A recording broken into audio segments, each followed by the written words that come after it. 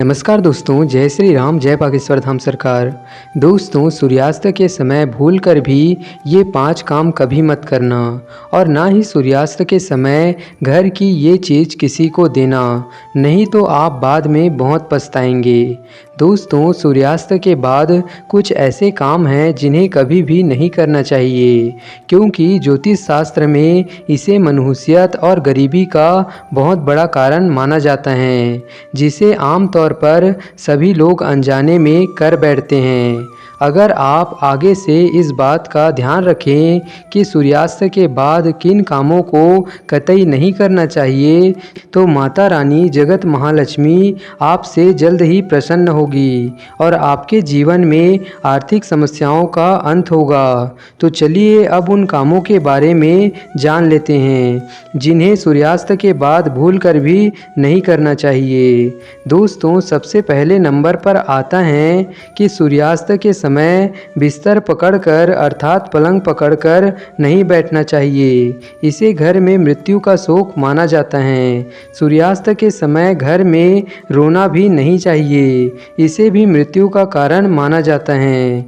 सूर्यास्त के समय घर में रखी हुई दही भूल से भी किसी को नहीं देना चाहिए, क्योंकि असल में दही को शुक्र ग्रह से संबंधित खाद्य पदार्थ माना जाता है। साथ ही शुक्र ग्रह को धन वैभव का प्रदाता माना गया है, इसलिए सूर्यास्त के समय या सूर्यास्त के बाद दही किसी को देने से सुख समृद्धि में कमी आती है। तो ऐसे में दोस्तों, सूर्यास्त के बाद भूल कर भी घर में रखी हुई दही पड़ोसियों को नहीं देना चाहिए। ऐसा करने से माँ लक्ष्मी नाराज हो जाती हैं। दोस्तों, नंबर 2 पर है कि जब सूर्यास्त हो रहा हो तो उस समय भूल से भी ना तो सोना चाहिए और ना ही भोजन करना चाहिए। अगर आप ऐसा करते हैं तो इससे स्वास्थ्य की हानि होती है। साथ ही साथ ऐसा माना जाता है कि जीवन में धन की कमी पैदा होने लगती है, क्योंकि जो भी सूर्यास्त के समय सोता रहता है तो उसका भाग्य भी उसी के साथ सो जाता है। और वहीं सूर्यास्त के समय कर्ज लेने वाला और कर्ज देने वाला दोनों ही दुखी रहते हैं, इसलिए ऐसा कभी भी नहीं करना चाहिए। दोस्तों, नंबर 3 पर है कि सूरज डूबने के बाद अगर आपको अपने घर में झाड़ू पोछा करने की आदत है तो यह आदत तुरंत ही छोड़ दें और झाड़ू पोछा सूरज डूबने से पहले ही लगा लें, क्योंकि सूरज डूबने के बाद ऐसा करने से धन वैभव का नुकसान होता है और ऐसा माना जाता है कि सूरज डूबने के बाद ऐसा करने से माता लक्ष्मी आपके घर से रुष्ट होकर चली जाती हैं और आप अपनी किस्मत पर ही रोते रह जाएंगे।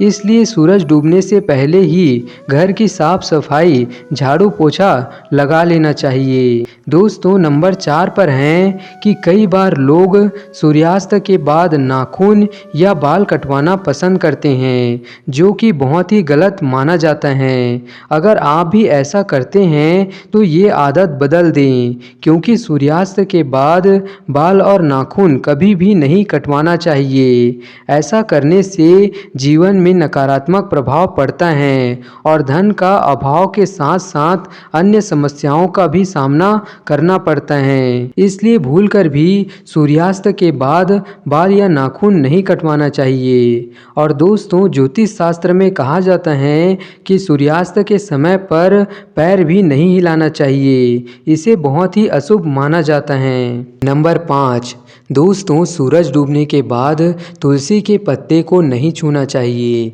और ना ही तुलसी के पौधे में जल अर्पित करना चाहिए, क्योंकि दोस्तों, शास्त्रों के अनुसार तुलसी को सूरज डूबने के बाद ना तो स्पर्श करना चाहिए, ना ही उसका पत्ता तोड़ना चाहिए और ना ही उसमें जल चढ़ाना चाहिए। और दोस्तों, शास्त्रों में जो सूरज डूबने के बाद का समय है उसे पूजा पाठ का समय बताया गया है, यानी कि घर में दिया बाती का समय होता है।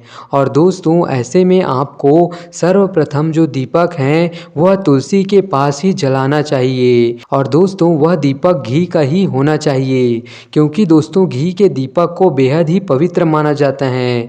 ऐसा करने से माँ लक्ष्मी अत्यंत ही प्रसन्न होती हैं। और दोस्तों सूर्यास्त के समय पर जहाँ पर अंधेरा रहता है वहाँ पर भूत प्रेत आदि आत्माएं नेगेटिव शक्तियाँ विचरण करती हैं, वहाँ पर वास करने लगती हैं। इसलिए आपको ऐसी जगहों पर भूल कर भी शाम के समय सूर्यास्त के बाद नहीं जाना चाहिए, ना ही रुकना चाहिए।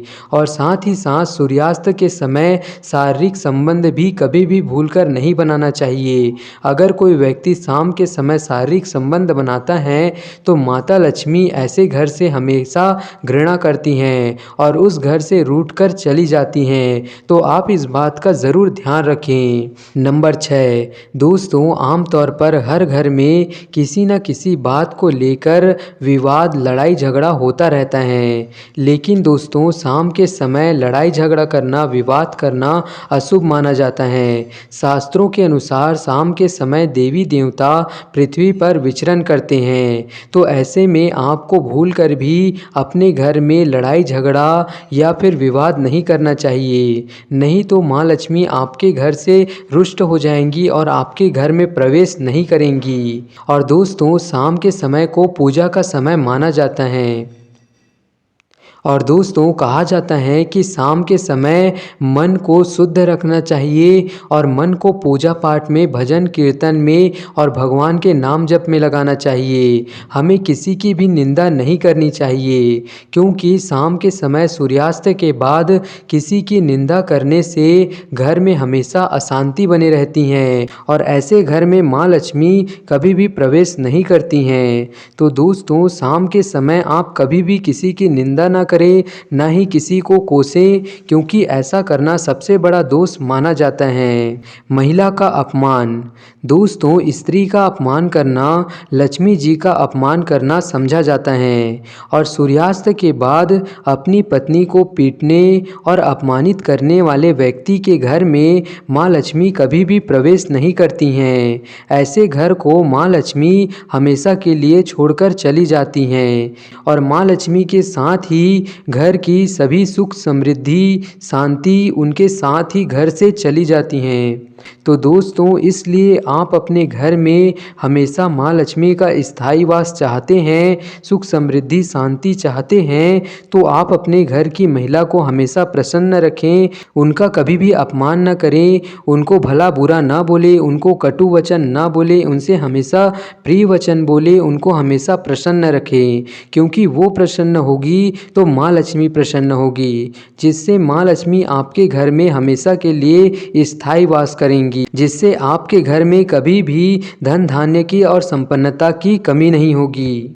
गलत जगह पर थूकना, दोस्तों कुछ लोग कहीं पर भी थूक देते हैं, लेकिन दोस्तों आपकी इस आदत से जगह तो गंदी होती ही है, साथ ही इससे आपको भी नुकसान पहुंचता है, क्योंकि ऐसी मान्यता है कि जो लोग अपने आसपास के वातावरण को साफ नहीं रखते हैं तो ऐसे लोगों से माँ लक्ष्मी हमेशा रुष्ट रहती हैं और ऐसे लोगों के घर में कभी भी लक्ष्मी का स्थायी वास नहीं हो पाता है। ऐसे घर में बरकत रुक जाती हैं, ऐसे घर में बरकत रुक जाती है तो ऐसे घर में बरकत रुक जाती हैं। तो दोस्तों इसलिए आप अपने वातावरण को, अपने आसपास को और अपने घर को हमेशा पवित्र और स्वच्छ रखें, ताकि माँ लक्ष्मी आपके घर में प्रवेश करें और माँ लक्ष्मी का आपके घर में स्थायी वास हो, क्योंकि जो देवी शक्तियाँ होती हैं वो हमेशा पवित्र स्थानों पर ही रहती हैं, उनको स्वच्छता और पवित्रता बहुत ही अधिक पसंद होता है।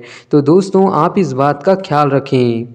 तो दोस्तों उम्मीद करते हैं कि आपको आज की यह वीडियो पसंद आई होगी। तो वीडियो अच्छी लगी हो तो वीडियो को लाइक करके चैनल को सब्सक्राइब कीजिए and thank you so much.